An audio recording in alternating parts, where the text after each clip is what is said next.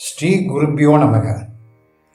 திருமூலரின் திருமந்திரம் உரையன் 309 விளக்கம்.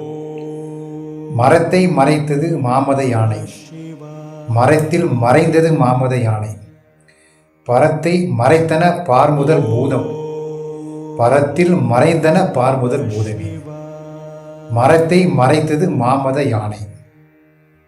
சிற்பியால் வடிவமைக்கப்பட்ட மாமத யானை போன்ற உருவத்தை மட்டுமே பார்த்து உணரும் போது அதன் மூலப்பொருளான மரம் மாமத யானையின் உருவத்தால், அதாவது மரத்தை மறைத்த மாமத யானையாக மட்டுமே அது அறியப்பட்டதின் காரணம் அதன் மூலப்பொருளான மரம் உணரப்படாமல் போய்விடுகிறது.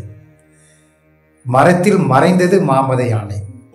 அதே சிற்பியால் மாமத யானை மரத்திலிருந்து வடிவமைக்கப்பட்டது என்ற ஞானம் கிட்டியவுடன் அதுவரை மாமத யானையாக உணரப்பட்ட உருவம் அதன் மூலப்பொருளான மரத்தில் மறைந்து போக பின் அது மரமாக, அதாவது மரத்தில் மறைந்த மாமத யானையாக மட்டுமே அறியப்பட்டு உணரப்படும்.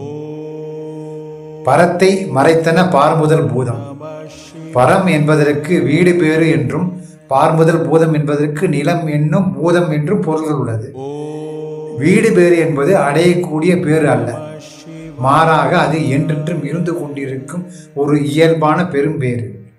அதிலிருந்து உருவாகிய நிலத்தின் தன்மை கொண்ட மனித உருவத்தால் பரத்தை மறைத்த பார்முதல் பூதமாக மூலமான வீடு மறைக்கப்பட்டு உடல் மட்டுமே உணரப்பட்டு கொண்டிருக்கிறது. பரத்தில் மறைந்தன பார்முதல் பூதமே.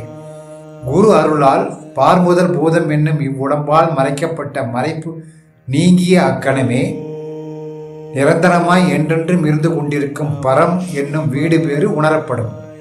அதாவது பரம் என்னும் வீடு பேற்றில் பார்முதல் பூதம் என்னும் இவ்வுடம்பு எவ்வாறு கடலின் உப்புத்தன்மையிலிருந்து தோன்றிய உப்பின் உருவம் மீண்டும் அக்கடலிலேயே கரைந்து மறைந்து போய் விடுகிறதோ, அவ்வாறே பரத்திலிருந்து தோன்றிய பார்முதல் பூதம் என்னும் இவ்வுடம்பு மீண்டும் பரத்திலேயே கரைந்து மறைந்து போய்விடும்.